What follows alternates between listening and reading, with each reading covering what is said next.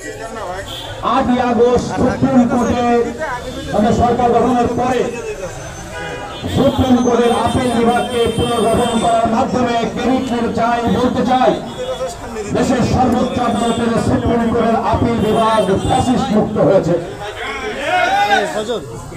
সরকারের কাছে একটা প্রশ্ন, এই ফ্যাসিস্টের স্বরূপ আপনাদের নিশ্চয়ই মনে আছে।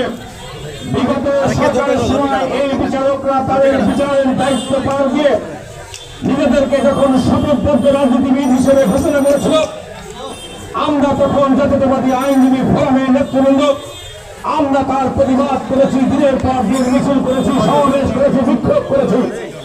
প্রকারান্তরে আপনারা জানেন মোহাম্মদ আলী, ব্যারিস্টার কায়সার কামাল, নাজি কামরুল ইসলাম সজল, রুহুল কুদ্দুস কাদের, আব্দুল জব্বার ভূঁইয়া, ফাহিমা নাসরিন মুন্নি এবং মাহমুদুর রহমান খানের বিরুদ্ধে কন্টেম্প পিটিশন দায়ের করা হয়েছিল। আপনারা জানেন যে ফ্যাসিস্টের বিরুদ্ধে আজকে আমরা কথা বলছি, সেদিন সেই সময় আমাদের অনেকেই তাদের কাছে কম্প্রোমাইজ করে বলা হয়েছিল। আমি আপনাদেরকে উল্লেখ করতে চাই, 30শে এপ্রিল ছিল, 30শে জুলাই ছিল ওই মামলার সর্বশেষ দিন। সেদিনও পর্যন্ত আমাকে ওই কোর্টে বাধ্য করার চেষ্টা করা হয়েছে যে আত্মসমর্পণ করে ক্ষমা চাই, মাপ চাই। আমরা বলেছি তৎকালীন ফ্যাসিস্টের বিরুদ্ধে আমাদের আন্দোলন চলছে। এই মুহূর্তে যদি আমরা আমাদের কোনো কারো কথা শুনে আমরা যদি নতজানু হই, সারা দেশের মুক্তিকামী মানুষের সঙ্গে বেইমানি করা হবে। আমাকে সেদিন আদালত থেকে বের হতে বলে দেওয়া হয় নাই। আপনারা অনেকে জানেন, সেদিন আমরা সিদ্ধারা করে উঁচু হয়ে দাঁড়াইছিলাম বলেই আজকে ফ্যাসিস্টের পতন হয়েছে।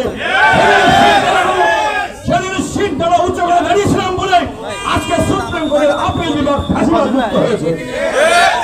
তাহলে সুপ্রিম কোর্টের আপিল বিভাগের ফ্যাসিবাদ মুক্ত হওয়ার ক্রেডিট যারা নেন, তাহলে তারা কেন হাইকোর্টের ফ্যাসিবাদকে লালন পালন করবেন? অত্যন্ত সিম্পল প্রশ্ন, যে কন্ডিশনে, যে কারণে আপিল বিভাগকে ফ্যাসিবাদ মুক্ত হয়েছে বলে আপনারা দাবি করেন, একই কারণে হাইকোর্টের প্রত্যেকটা ফ্যাসিস্টের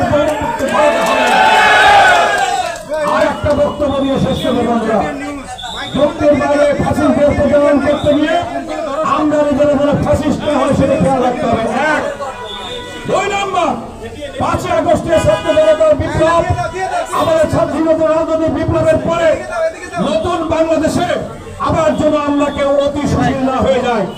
এই দুইটা বিষয় আমাদেরকে মাথার মধ্যে রেখে আগামী দিনের রাজনীতি এবং আগামী দিনের রাজনৈতিক গতি প্রকৃতি আমাদেরকে নির্ধারণ করতে হবে। আইন কর্মকর্তা যারা আছেন তাদের উদ্দেশ্য করে বলতে চাই,